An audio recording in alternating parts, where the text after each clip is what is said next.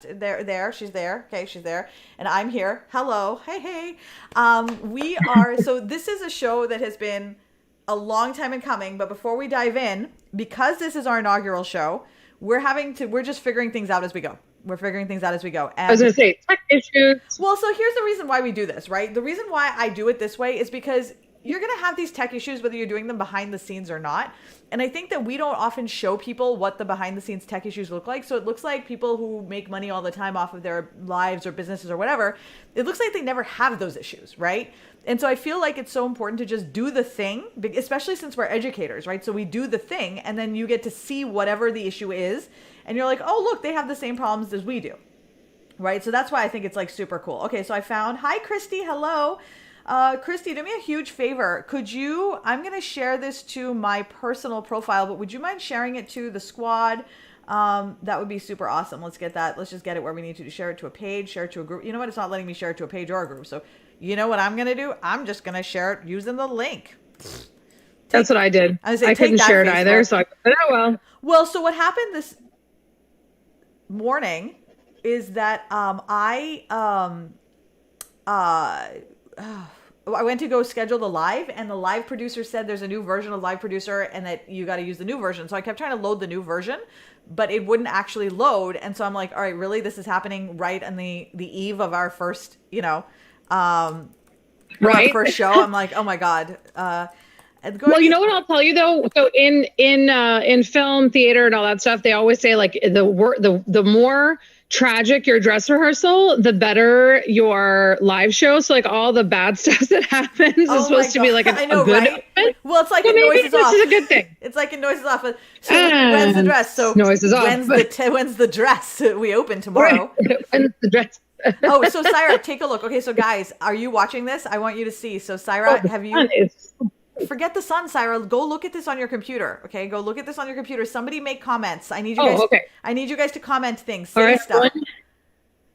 Okay, yes, I'm on my computer. On Direct to Success this morning. So Syra and we're working towards. I want Syra to see this. I want to see her face when she sees the comments popping up on screen because they're super amazing. I'm coming. So yeah, all right, so I've clicked into the video. Oh my God. Then people how do I just mute this video? Stuff. Well, you know what I mean? Christy's saying things. Christy's saying things. Okay. But you have to be looking at the screen. I don't see it. I'm looking at the screen. I see her saying the little chat thing that comes up that says Christy Dawn says things. Yes. So now as people comment, we can see it right on the screen now. So all of their chats will just come up as we're talking. She said things. Look at that. Isn't that so cool? I just said testing. Nothing happened. It takes time, Syra. It's not instantaneous. It's not the internet. No, sorry. It totally is the internet. Oh, look at that. Yeah. Well, they're out of order. That's so. It's, you know what? It's out of order based off of what you're seeing. So, like, the problem, of course, is that everybody's going to see them in different orders. Oh, but, yeah. You're not going to know. Like, that's pretty cool. Isn't that cool? So I put that together. It's so fancy. I watch streamers doing this on Twitch all the time, and I'm like, you know what? This, like, let me tell you something. So what you're looking at on the screen, like the overlay, is just one image. So it's just one picture that I put together that's just basically over zoom. So let me hide this picture really quick. Right, and so there's our. Let me go back. So if you look at it, this is what. So I put the zoom here. Okay, so you see the zoom. Let me know if you see the zoom. Right. So when you see the zoom, this is all it is. It's me bringing the zoom in as a source. And then right on top of the source, I just have this, right? So now it looks super fancy, but so all I have, these are only three things. So it's the zoom, it's the picture that I put on top, and then it's just the chat box that how cool Streamlabs gives you. Isn't that cool? It's very cool. I think I need this is Streamlab. I'm gonna see my lens because I can't help it. So it's better than regular OBS because it's more user friendly. What I like about it is that it gives you a lot more control over pretty much everything. But it's also fairly straightforward to use. So I'm actually putting together a training for it for the Social Strategy Squad, just to sort of like how to get it going. I actually found... I like it. Yeah, I know, right? Thanks so much, Marla. I'm so happy with how the frame works. And I think, so here's the thing.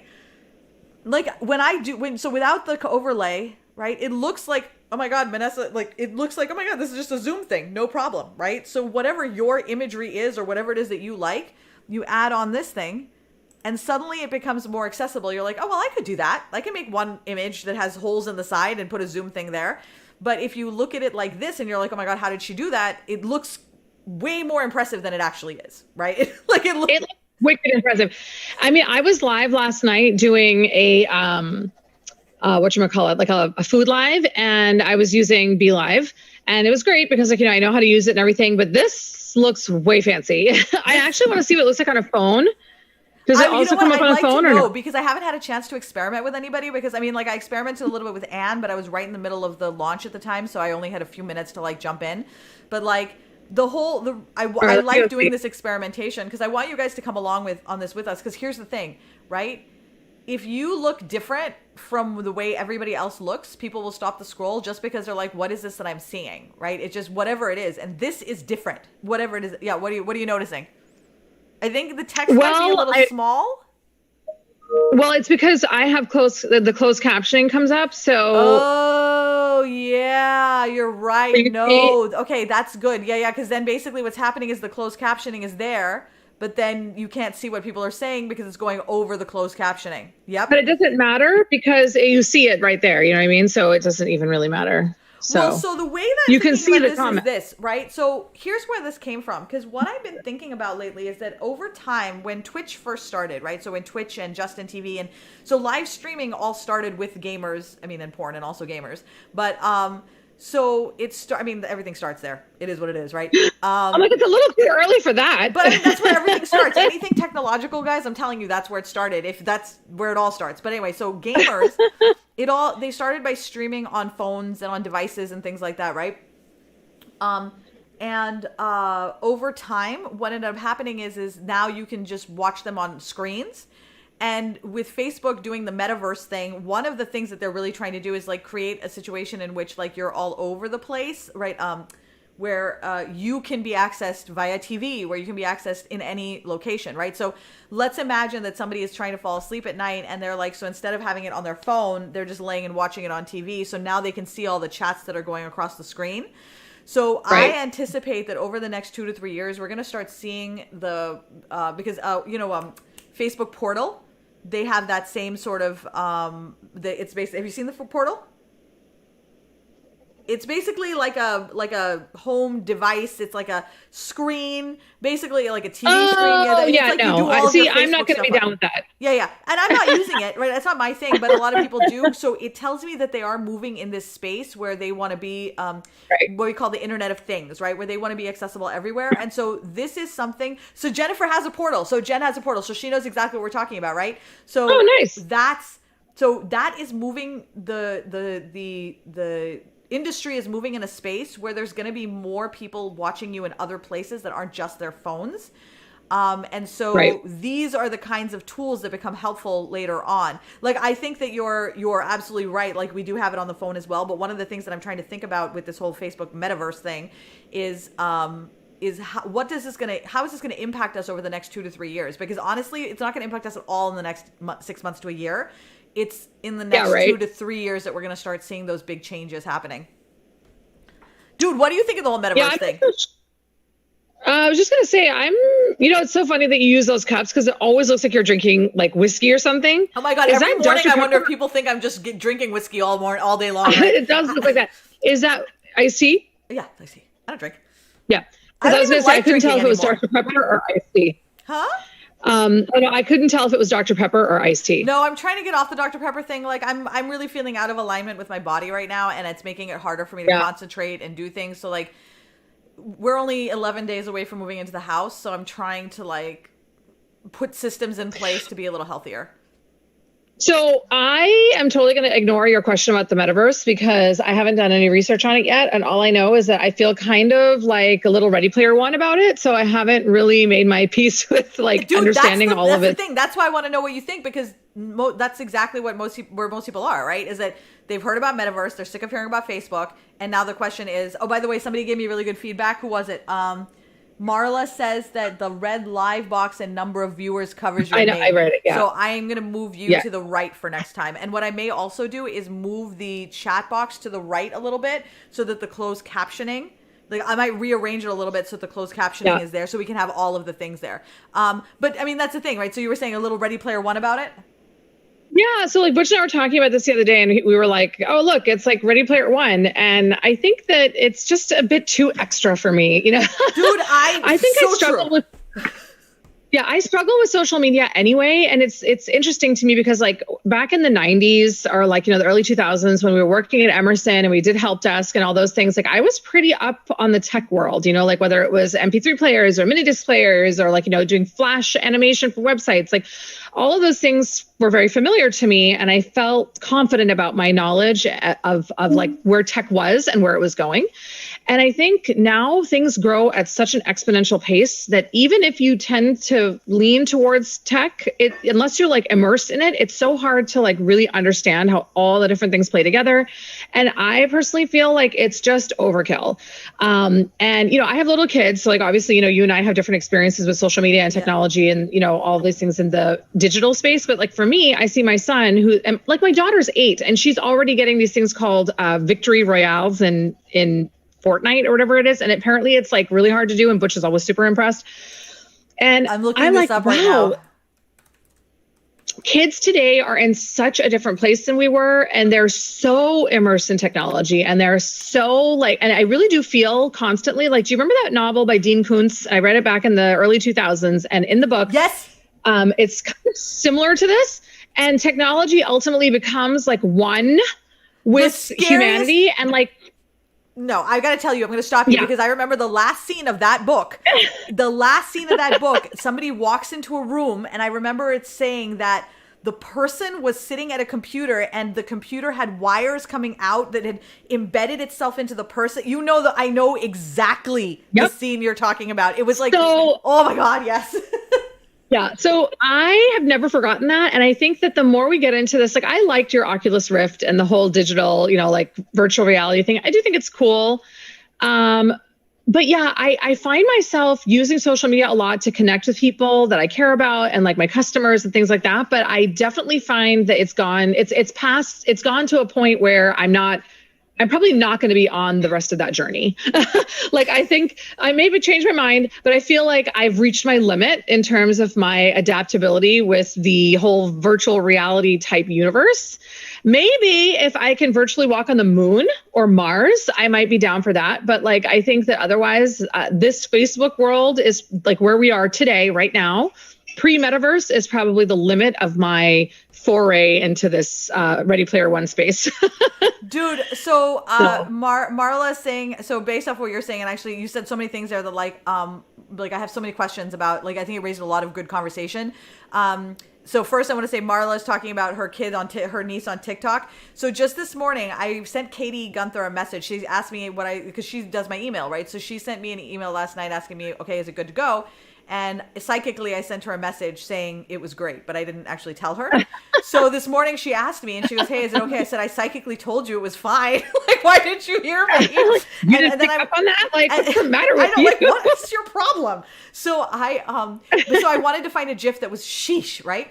So I went and looked up sheesh, and all I could find, and I got to stand up for this because you can't really see it, is basically people saying sheesh and then doing this. And I'm like, what? I don't know. Isn't that like a drug reference? Well, I thought it was some sort of a drug reference. And I was like, okay. Yeah. But it was also Jimmy Fallon and like lots of, and I'm like, okay, it's clearly this isn't what I think it is. So I look it up online and I look up, two hands. I don't even remember what I looked up, but basically you're like, how do I even Google this? I don't even know what I'm looking up. Okay. So I found this article that basically said, okay, when you put it's a TikTok thing. And basically I say something, a commonly known something, okay, and then and that's one video, and then the next video is me doing this, which is apparently telling you something real and authentic about my life, like little known fact or whatever, and that's like the truth area. So I went and I watched a couple of TikToks with like kids today, and I looked at it and I had no idea. I didn't understand. So like what the first one was like this kid saying that, older kids are blah, blah, blah, blah, blah, right? Basically talking about how great older kids are. And then his is, where he does this, is saying how younger kids are amazing.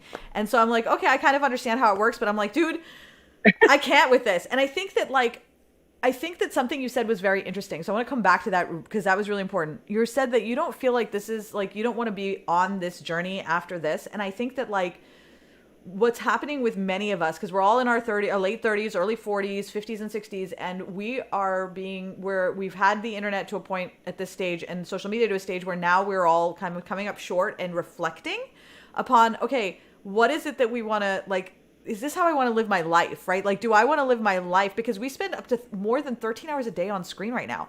So, like, yeah, I guess the question then is, and this is something that I think is worth talking about, because you're not alone. I feel the same way. I really don't really want to be on social media, as much anymore, because I find it just so draining. And so one of the things that I've done is I've really put boundaries around how I use it. So I feel like, do you think that, like, for people like us, we're moving into a space where we've got to, like, we need to figure out how we want to use social, like, we need to first ignore everything, like, we're not going to be able to be as immersed in the entire metaverse as like everyone else is. But the truth is, we don't need to be. Like, I'll be honest. Like, when I look at all this stuff that Facebook has done, most of it's not relevant to us at all. Only about this much actually is. So in your mind, do you see it where you're going to stay with social media and, like, find a way to use it to where it doesn't interfere with your life so much? Or, like, are you thinking, that you'd like to find a way where it's really just like it's a tool? Like, how are you thinking about it? Because, like, I really would like for all of us to be able to do that, is, like, remove social media as much as we can, but still use it. I think what Facebook did right, and what I really like about it, is that you have the ability to tweak your feed to say, I really don't want to see this type of content, you know? And so for me, that's where the value really is in social media, because I actually really like social media. I really enjoy talking to people. I really enjoy meeting new people. I feel like I've connected with, like, I mean, just think about the people that are in this room with us right now, like Jennifer Hudson, Jessica Hopkins, Marla, Amy, Anne isn't here, but, like, so many people that are in the squad. These are so many amazing people that are all over the country, some, international, some, in the US, that we never would have had an opportunity to meet or connect with if it wasn't for social media making the world more accessible to more people. So I really do value that there is this really cool connective tissue, if you will, that comes from social media that brings people together. But I do think that obviously everything, like when we watch Once Upon a Time, right? Rumpelstiltskin always says magic always comes at a price. And I think the price that comes, especially with the monetization of Facebook, if you haven't watched The Social Dilemma, I highly recommend that anybody here watch it, because it really does give you that inside view of how the function of social media changed with the introduction of monetization. And it's not actually just Facebook, it's also, and when I talk about monetization, I'm not talking about, like, hey, I have, a Sensi group, or, oh, hey, I have whatever groups there are for selling.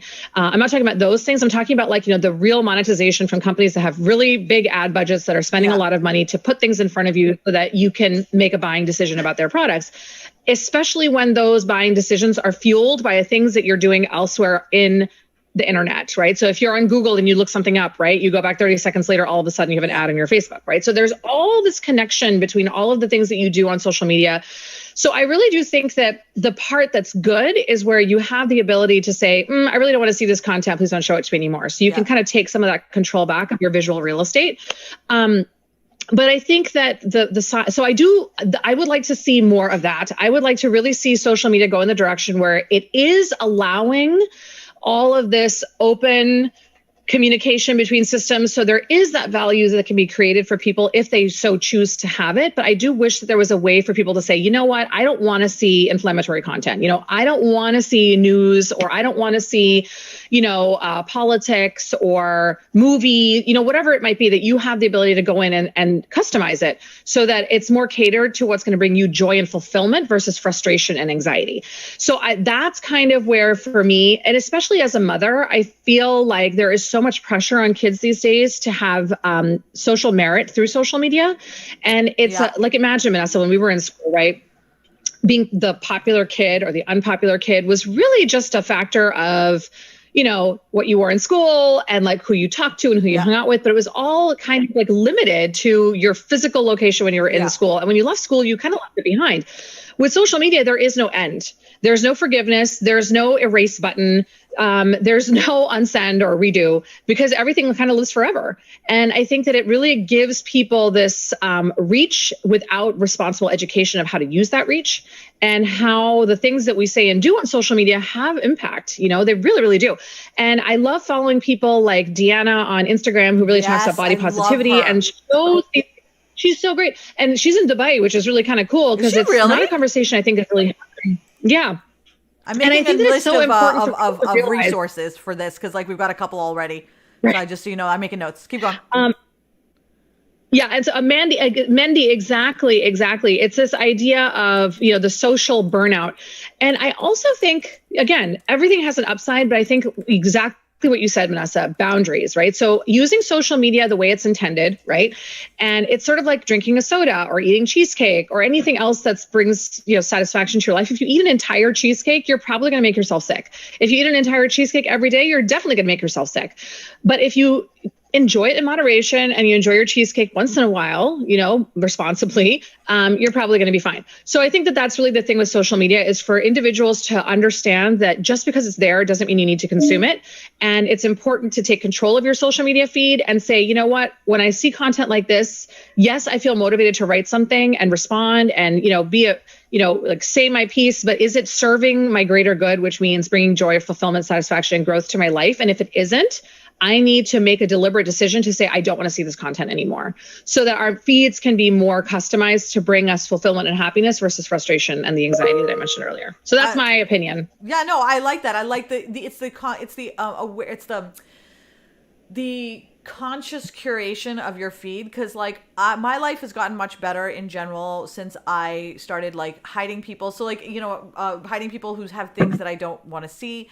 I think for a while there was guilt about oh my God, this person is a friend of mine or whatever or so on. And after a while I sort of realized that, as part of the purging of my house, that there's some people in my life who, for whatever reason, maybe they're now hateful, maybe they just have a different life now, whatever it is, but we're not aligned anymore, or it's not healthy for us to even hang out, right? And that's totally fine. It's not a judgment call on them. It's just we're not right for each other anymore.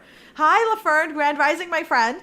And so, I think careful curation of your feed in accordance with what you want to see is important. I think it's also important to recognize that, with the Facebook papers that just came out, they are now publicly acknowledging things that we've been talking about in the squad forever. It's really funny because these are things that I say, listen, right? Facebook isn't going to publish this anywhere, but this is how it's happening, right? And so one of the things, Alex, he said, hey, did you hear about how Facebook is doing this thing? And I'm like, what thing?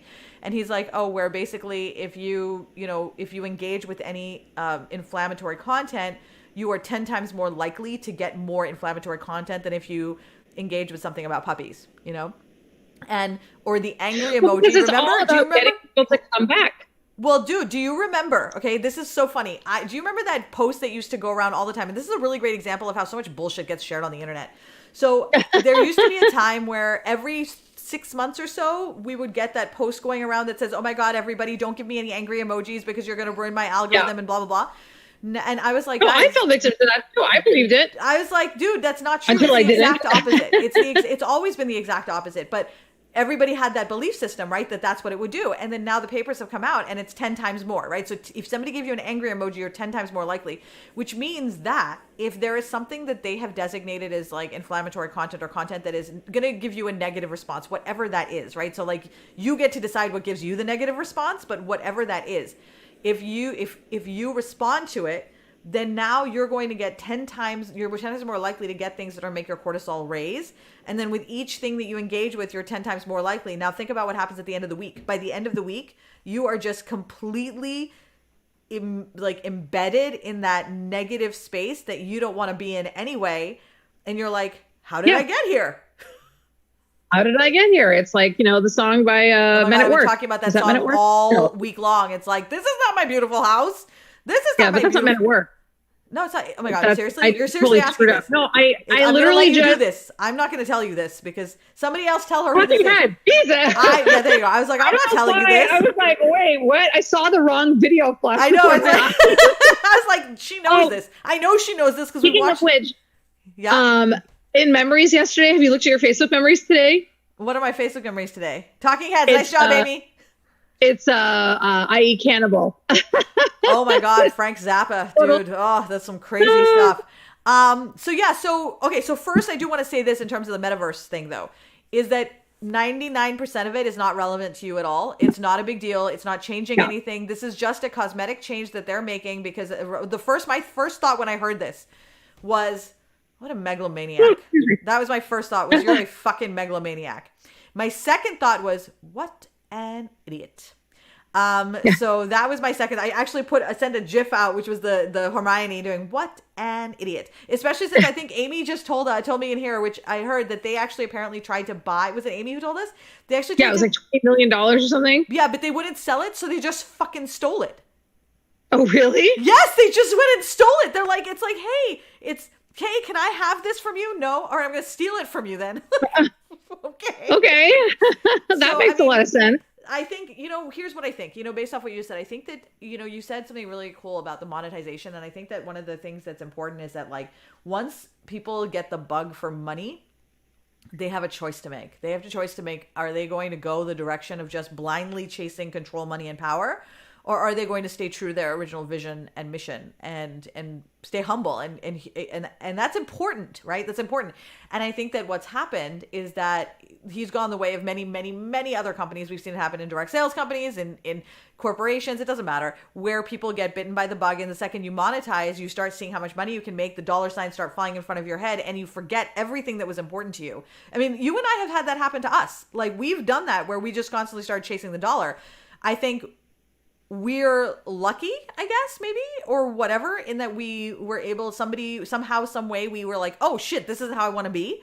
But I think that a lot of people don't know how to get off that train of, like, it's just the money. Yeah. Yeah. I think you have to have, humility always finds a way to give people the smackdown, like I find. Yeah, I know, right? Some people pay attention to the signs and some people don't. And I think that, every experience, like, honestly, you and I were just talking about this the other day, but it's like, even faith is one of those things. I'm not talking about religious faith. I'm just talking about faith is, you can have spiritual faith. You can have faith in nature, faith in yourself, faith in the world around you. But I think faith really means believing that the good, the bad, it doesn't matter what it is. All of these things are part of a process of self-awareness and discovery, which is the point, right? Yeah. I mean, did we all really, this is like an existential conversation, but did we all really just get put here to get up in the morning, go to work, make money, pay our bills, do the mortgage? It's like, is that really what it's all about? And so I feel like the whole process of self-discovery, self-awareness is a journey that only comes from this experience of, you can see the good and the bad, right? Because how would we ever experience what it's like to be thankful and gracious and know how to spend our money and be grateful for the things we have? And grateful not in terms of, oh my gosh, thank you so much, but grateful in terms of feeling an intrinsic connection to, I'm so glad and I feel happiness because of this event, or because of this I have this experience right now. Yeah. Right. And I think that without having the other side of it, right, the yin, the yang, without the other side of it, there really isn't a possibility for appreciation. So I'm trying really hard more and more in my life to really look at everything that happens from a perspective of, and it's hard because having faith when things are bad is not easy. It's the hardest time. It's really hard, and I mean, and we've been rock bottom so many times. I mean, our dad has been rock bottom. Like, there's been so many opportunities for us to fall down and say, I'm not going to get up again. And I think that, and I'm not sure how we got on this topic I know why. So I think that it's important to insulate yourself as much as you can from the garbage, because, like, kind of what Christy just said, someone was wrong on the internet on Monday. I know, right? Right? And then, that's what made me think of but she had to take the whole day off from heavy mental tasks to give herself space to reset, right? That's the key. Yeah. Block that person, Christy. That person just stole a day from your life. Well, exactly. And that's the thing about social media, right? Is like, I do believe that everything in our life happens for a reason. I do. But I also think that we have some control over what we expose ourselves to. And I think that social media gives us this window into a lot of people and conversations and lives that normally in a one-on-one circumstance in the real world, when we're talking to another person in a social environment, we would never interact with that person. Not because we're judging them or because, we have something critical to say about their life choices or their beliefs or anything like that, but just because as human beings, we tend to gravitate towards people that are similar to us and who share our interests and who we feel comfortable around. So we're going to choose events and social events and parties and schools and art galleries or whatever that are going to reflect our values. And we're therefore going to be around people that also reflect those values, and we're going to have a good time. Social media kind of eliminates that. And it's this big melting pot where everybody shows. We're seeing stuff where we're like, whoa, right? And we're like offended or we're like upset. But I think it's important to say, just turn it off, right? Because those people are always going to exist. And just as much as they're not going to change your mind, you're not going to change their mind. That battle for equilibrium probably is not going to be won. You're never going to change internet. the mind of someone on the internet. So for me, I feel like, yeah. So I think and I think it's important to remember where those people are coming from. A lot of times when this content gets posted, the idea really is to inflame people and get them to have those conversations and get them riled up. So continuing the argument is the point. It's not reaching resolution or having a change of heart. So I do think it's important to really like protect yourself with a virtual condom, to say like, I am not going to let this in, right? Like I am insulating myself and making a conscious decision that this does not bring happiness to my life. Therefore, it does not have a place here. And I'm just not going to interact with it. But it's hard. It is really hard. And like, I try to teach my kids this, and it's one of the hardest lessons I've had to teach them is like how to pay attention and filter. That's Speaking of which, exactly what Sophia just said. So Sophia just said it's hard to, a nice shirt, dude. Sophia just said that it's hard to, she's worried about the kids because they don't know how to filter the garbage. And I think that's the key thing, is that like, we know that we were not taught these lessons growing up, because obviously there was no internet when we were growing up, right? So it was like different for us, but you know that these are the things they're going to run into, right? So like, that's where you give them the tools, right? Like, and as Cyrus said, it's not easy because you don't have a model. And even if you did have a model, it would probably be like the wrong model, because your parent would have been the one their parents used. And, as we've all discovered, our parents don't necessarily know all the things. But, you know, Syra, you were saying you don't know how to get on this, but I think I wanted to sort of use this as an opportunity to talk about why we're doing this show. So Syra and I have been working together in some capacity or another for the last, since we were 18. Well, I mean, we were never 18. Like, since we were working. You were 18, I was 21, but like basically that long. And I'm 44 now. So we're looking at 23 years. So 23 years we've been working together. And obviously we were sisters before that, right? So, but we've had, you just had a Massachusetts accent. You know, I felt it when it happened, and I was like, oh my God, did that just happen? And I was like, maybe nobody noticed. I totally noticed. You noticed. And I was like, you really, as you said, I was like, shit, she's actually going to call me out for that. Like, she's really going to do that. Totally. Well, I realized that when I say Boston, because apparently like I don't say Boston, like most people that are from other places say Boston, like where the O is very, like I say Boston, and it's like, it's very subtle, like but it's like Boston. Oh my God, you know, so bad. How many of you guys do you have oh my God, from Jersey or New York? So Alex says water, and there's sometimes where I find myself, when I say the word water, I'll say it like that, but it happens. Water, that's how Ashley says it. And I'm like, oh my God. And I can always tell someone's from that area when they say water, because it's like, I know when they say it, you know, it's super funny. Water. But okay, so going back to I love accents. Is that Syra and I, we spent, I think we were just talking about this the other day. We don't talk on the phone as much anymore because we have a lot of shit going on and just so much stuff happening. But we used to be on the phone 24/7, or we were around 24/7, having these kinds of conversations, business conversations. And it's these kinds of conversations that have helped us to like get clarity on things, figure out what direction to go in, rethink some ideas. Like they have been, when I look back on my life, these are what I call, like I've had two sets of critical conversations, one set with her and one set with Alex. The set with her was very much about business strategy. The set with Alex was about how to create wealth with the money that you're making. So, which is a really great next step. But I would not know the things I know about business now, or I wouldn't have an understanding. Whoa, that was a big ass eagle hawk thing. It's huge. It's like a bird of prey. But there are many of those in New England. I would not be able, so those were the critical things that put us in a position where we are now able to sort of just do the things, make the money. Like there doesn't need to be a sense of urgency, or what's the word I'm looking for? Panic. Panic. The panic. Don't panic. Don't panic. So I think in the bedroom. But these are not conversations. These are the kinds of conversations you have with your business bestie. They're conversations that you have with your accountability partners, mastermind groups, things like that. It's only through sheer luck and accident that she and I ended up doing this, like in terms of with each other. Like most people don't have that kind of relationship with their sibling. But for the last several years, we've been saying, you know what, we want more people to be in on these conversations, because just listening to these conversations will give you things to think about, things to talk about, and help you to sort of move and help us. Because we're learning from each other as we talk. So we're still trying to figure out exactly what this is going to look like. But we knew that we didn't want to wait, and that the most important part was us just having these conversations. So your feedback, let us know if there's things where like, hey, listen, can you talk about this? Can you talk about this? Just tell us, right? Because I was thinking of it kind of like, I don't watch The View or The Talk or any of those things, but I know that the morning show, like the Today Show where like Coda and whatever the other woman's name is, right? Kathy, somebody. Anyway, the two of them hanging out. Like I was like, you know what? That's kind of what I feel like this is going to be. It's going to be like the two of us going live on Thursdays, talking about specific business topics and then, or life topics or whatever.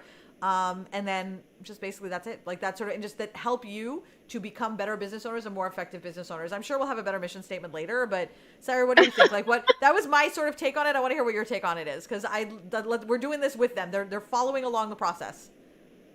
I actually feel like it's more than just business, because I think I think it's so interesting how maybe it was an incomplete perspective of our conversations, but like for me, like we definitely spoke a lot about work, right? So when Vanessa and I would work at the BI, the Beth Israel in Boston, and we would drive to work, like every morning we would be having conversations, and all those conversations would help us, it was very topic specific, right? And it would help us be better at our jobs.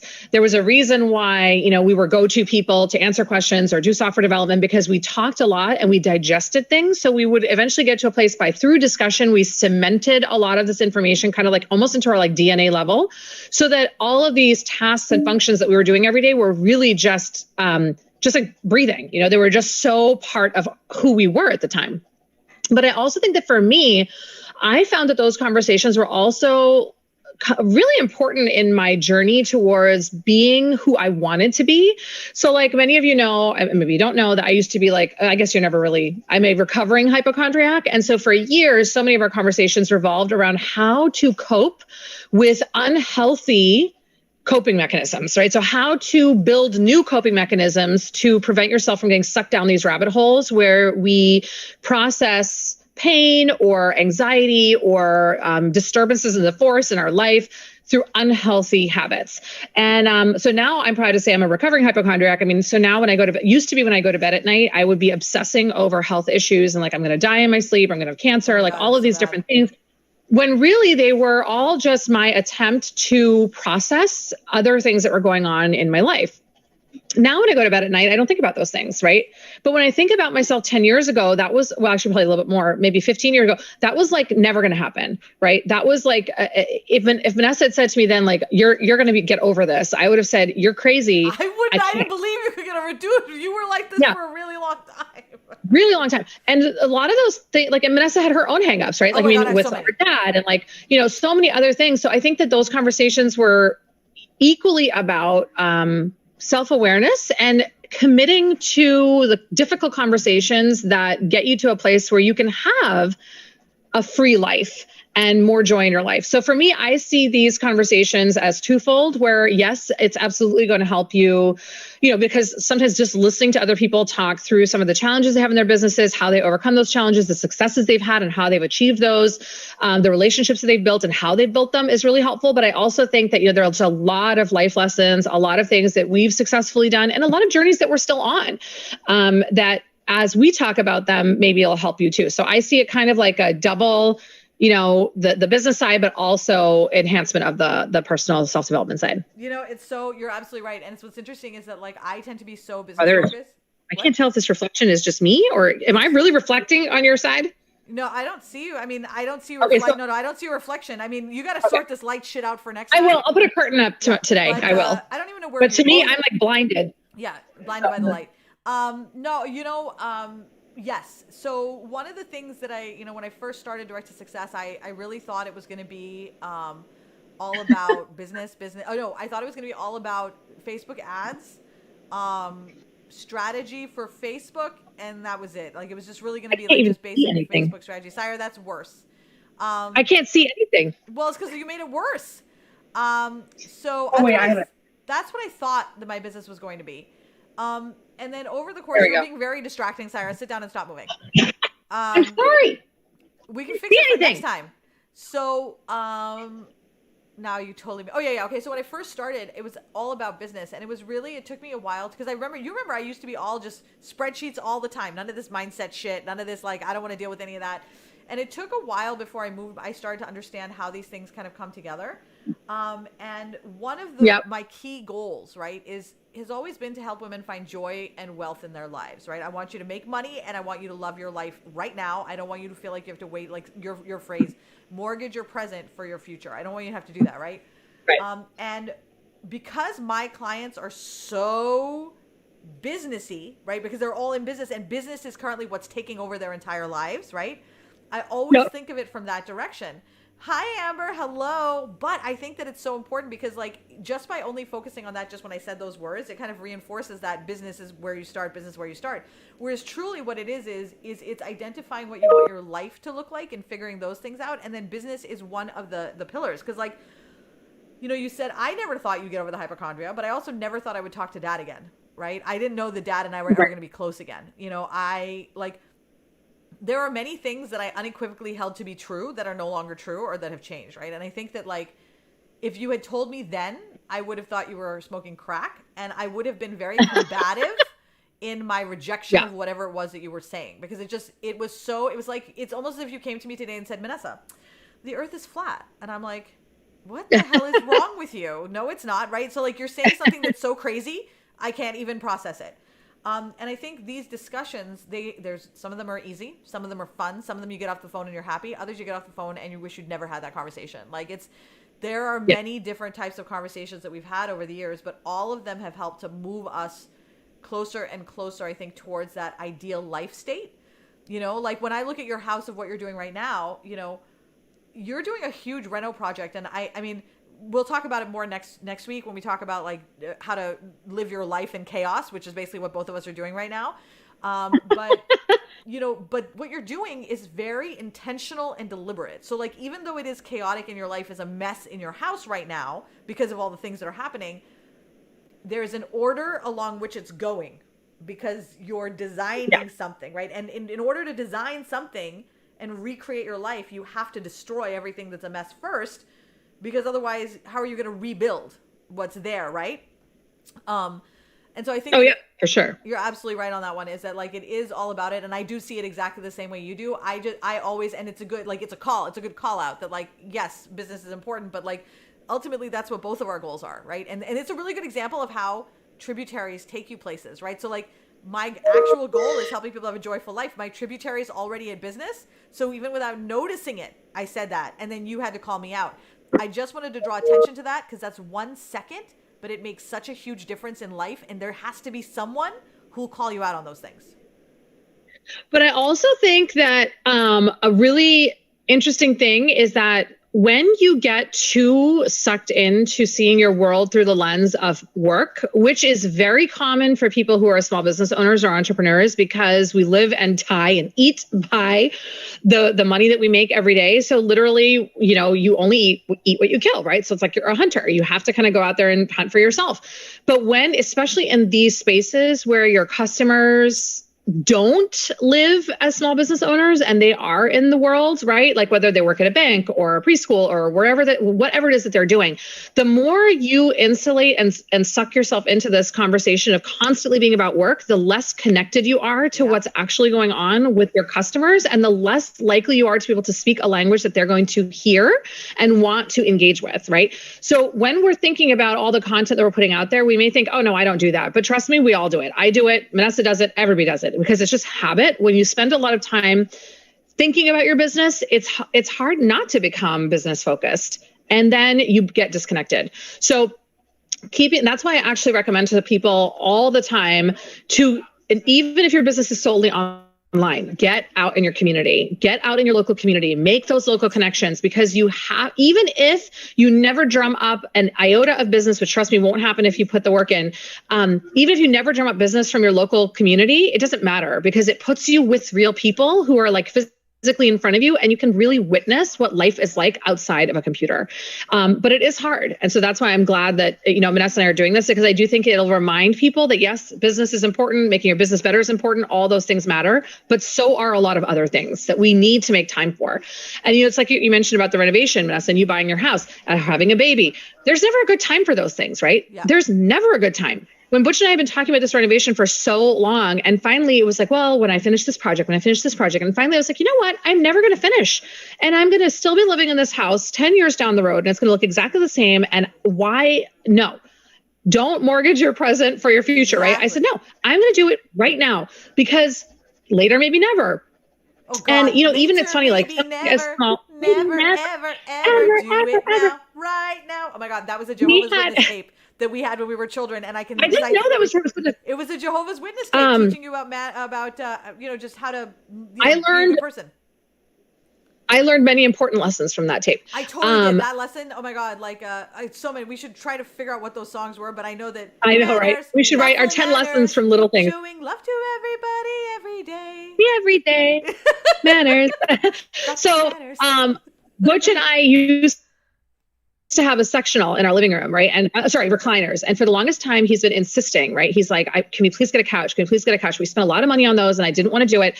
But when we redid the room, he was like, can we please get a couch now? And I was like, fine. And he was right. Like last night, we got those recliners from day one. I was like, you're an idiot. Why did you get those things? We got this giant TV, and a customer of mine was hilarious. She was like, I don't have a TV. She's like, that TV to me is obscene. And like, for me, I was like, wow, I have been waiting my whole life for this moment where my house would feel like a home. I may have lived in this house for 8 years, but for the first time, it feels like mine, right? It feels like Butch and my house, right? We've done so much work together. Like everyone's always like, oh my God, you're so lucky to have such a hardworking husband. And it's true. He puts everything into this house. And now last night we sat in the living room on our couches and all of us sat together in one place and we watched Jurassic Park from 1994. It was super fun. So it's like things like that you may think, oh, I don't have time for that because I have to work. I don't have time for that because I have to, do carpool or whatever. You have to find a way to make time to actually live your life and do the things that actually brought you into entrepreneurship to begin with. And Vanessa and I have talked about this so many times that it is like so easy to become a complete prisoner, like to be your own worst employee. Because, your own worst employee, because like you make no time for yourself. And, not world's worst boss, that you are your world's worst boss. Because you really need to be taking time off as an employee and as a boss. Right. And so as a boss, it's like, think about it. If you were working a regular job, right? Would you let your boss tell you that you have to work weekends and, be on your phone while you're at your kid's soccer game? Like, I'm sorry, you are not allowed to watch your son play soccer. I expect you to be on your phone paying attention to what's going on in my business. We had a boss that did that remember, we had a boss. Oh my God. So Syra and I went to watch, it was December. Star Wars. And I remember this day so vividly because we had been looking forward to this Star Wars for ages. We both took the whole family.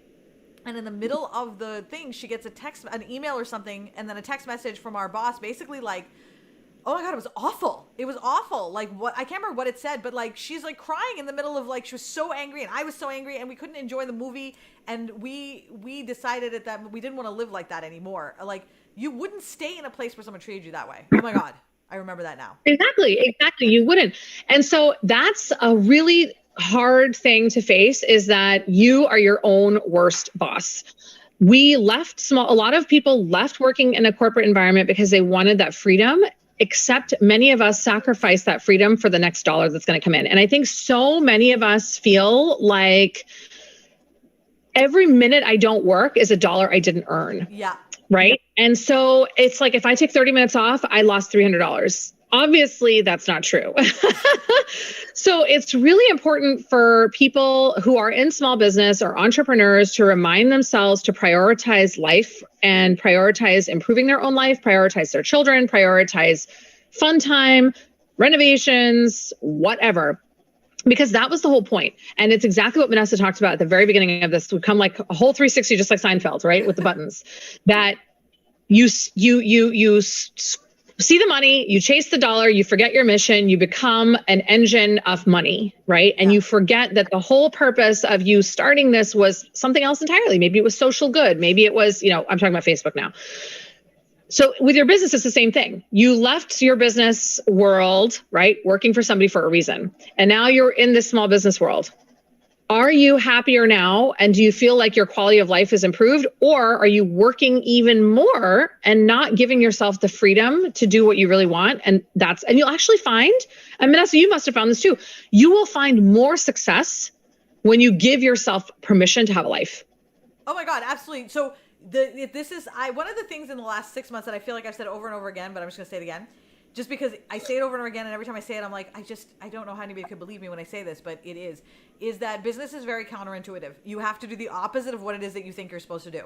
So if you think, so like you're like, oh my God, I need to reach this goal quickly, you need to slow down. Okay, that's just, it is what it is. If you want to get more customers, slow down to speed up. You slow down to speed up. If you want to get more customers, stop trying to sell, right? It's like, it's really weird, but this is, and it, for the longest time, I actually tried to find a reason so I could explain it, so I could make it like, so I could be like, okay, this is why you got to do it this way. And after a while, I realized I'm wasting time by trying to find a way to explain it. I just need to go with, look, this is just how it is.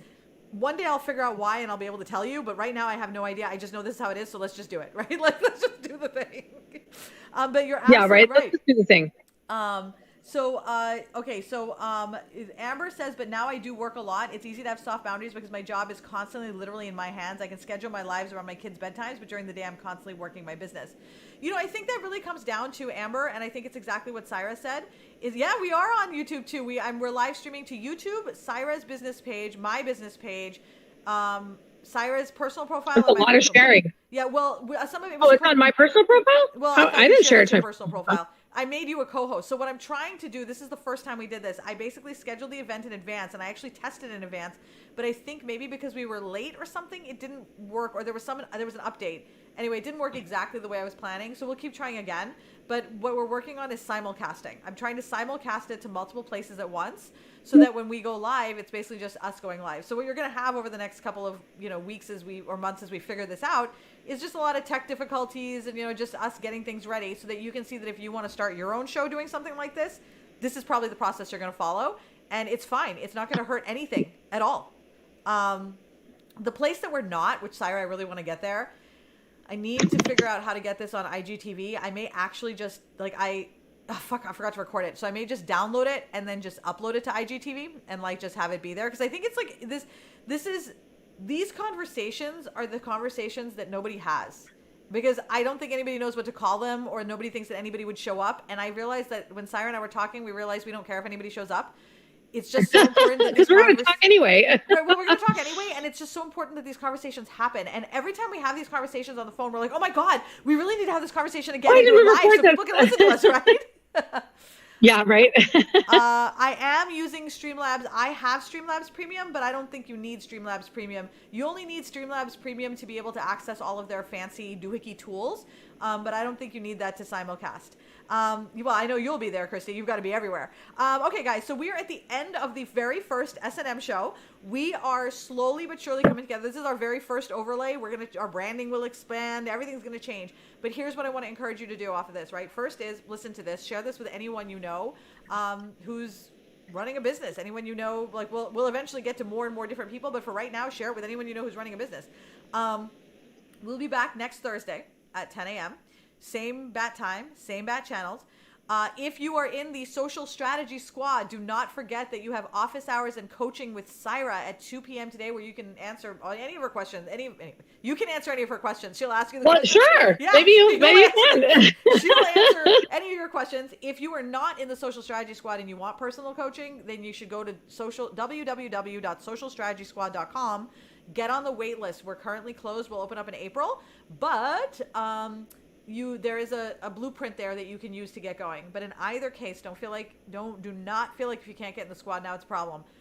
These lives will help you enormously. So make sure you follow the social strategy squad, follow Direct to Success, follow Twisted Valley, friend us on Facebook, and we're going to see you guys next week at 10 a.m.